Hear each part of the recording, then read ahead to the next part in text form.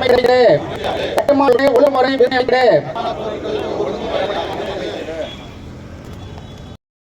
என்ன பண்ணாலும் யாரும் கேட்க மாட்டாங்க. எத்தனை சதவீதம் வரி போட்டாலும் இது வரைக்கும் ஜிஎஸ்டி கிடையாதுங்க. ஆனா நம்ம சாப்பிட்ற சாப்பாட்டுக்கு கண்டிப்பா ஜிஎஸ்டி உண்டு. அதுக்கு அடுத்து நம்ம படுக்கிற இடத்துக்கு ஜிஎஸ்டி உண்டு. இன்னைக்கு ஒரு ரொம்ப குறைய சேமிச்சு ஒரு சில விஷயங்களை உருவாக்கணும்னா அதுக்கு ஜிஎஸ்டி உண்டு. அதை தாண்டி இன்னைக்கு மனைத்தொழில் இதுக்கு வந்துருச்சு. ஒரு பிளாட் வாங்கணும், நீங்க வச்சிருக்க சொத்தை விற்கணும்னாலும் ஜிஎஸ்டி கட்டணும். ஒரு வாரிசுங்களுக்கு பிள்ளைங்களுக்கு ரொம்ப சிறுக சேர்த்து வச்சிருப்போம். அதை வச்சு ஏதாவது ஒன்று உருவாக்கி வைக்கணும்னு நினைச்சோம்னா அதுக்கு ஒரு ஜிஎஸ்டியை கட்டணும்.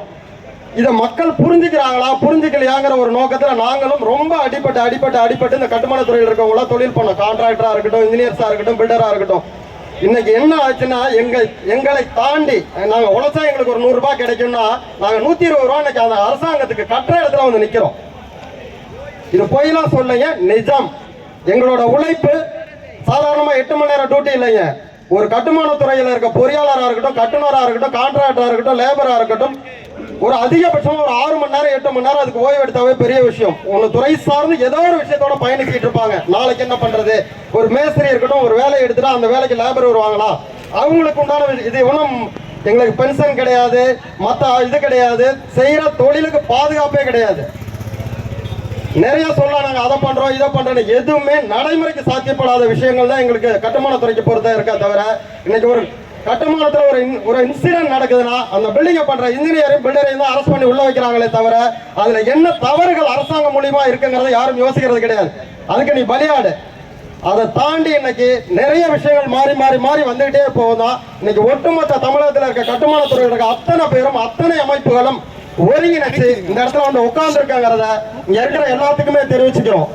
இது இப்படியே போயிட்டு இருந்ததுன்னா ஒரு கட்டத்துல நாங்க எல்லாருமே கையை தூக்கிட்டு தொழில் பண்ணாம பராமரிப்பு, அதாவது அரசாங்க கட்டடங்களை பராமரிக்க கூட முடியாத இடத்துல வந்து நின்றுங்கிற ஒரு இடத்தை வலியுறுத்தணும். இந்த அரசாங்கம் இந்த கட்டுமானத்துறைக்கு எவ்வளவு பெரிய துரோகங்களை பண்ணிட்டு இருக்கு.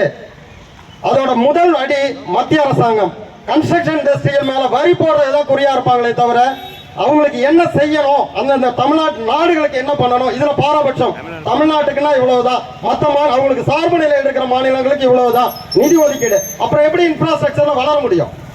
ஒவ்வொரு ஆண்டும் ஒரு இன்ஃப்ராஸ்ட்ரக்சர்ல எல்லா மாநிலங்களுக்கும் அந்த மாநிலத்திலிருந்து வர வருமானத்தை பொறுத்து பங்கெடுத்து கொடுக்கணும். ஆனா இங்க இருந்து 100 ரூபாய் போச்சுன்னா 1 ரூபாய் கொடுக்கறது, 1 ரூபாய் கொடுக்கற இடத்துக்கு 100 ரூபாயை கொடுக்கறது. என்ன அதுக்கு உண்டான கான்செப்ட் ஜிஎஸ்டி. அவங்க என்ன மொத்த வருமானத்தையும் ஒரு இடத்துல கொண்டு போய் வச்சுக்கிட்டு அவங்களுக்கு தேவை எங்க இருக்கோ, அவங்களுக்கு தேவை என்ன, அவங்க பயணிக்க அவங்களோட அரசியல் பண்றதுக்கு தேவையான இடத்துக்கு மட்டும்தான் அதை கொண்டு போறாங்க.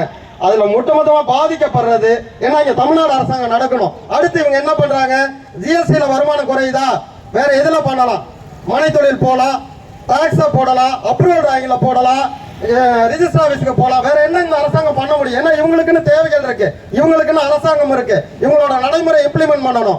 அடுத்த ஆட்டத்தை சூப்பரா ஆட ஆரம்பிச்சிடுறாங்க.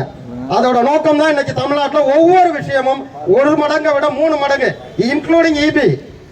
இன்னைக்கு இபிக்கெல்லாம் இவ்வளவு பணம் கட்ட தேவையில்ல, ஏன்னா நம்ம கட்டுற வரி நமக்கு முழுசா வந்து சேர்றதில்லை.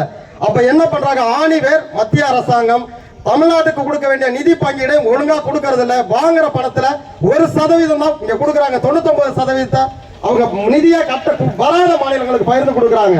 இதெல்லாம் எங்க இருந்து பிடிங்க கொடுக்குறாங்கன்னா கட்டுமான துறையில தான் மேக்சிமமா இருக்கு. இன்னைக்கு சிமெண்ட்டுக்கு 28% ஜிஎஸ்டி போறாங்க. 28%னா 100 ரூபாய்க்கு கொள்முதல் போடுற பொருளுக்கு 28 ரூபாய் வரி கட்டுறோம்.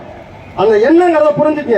அந்த பொருளோட அசல் தொகை 100 ரூபாய்னா 28 ரூபாய் வரி கட்டுறோம். அந்த வரி எங்க போகுது, மத்திய அரசாங்கத்துக்கு போகுது.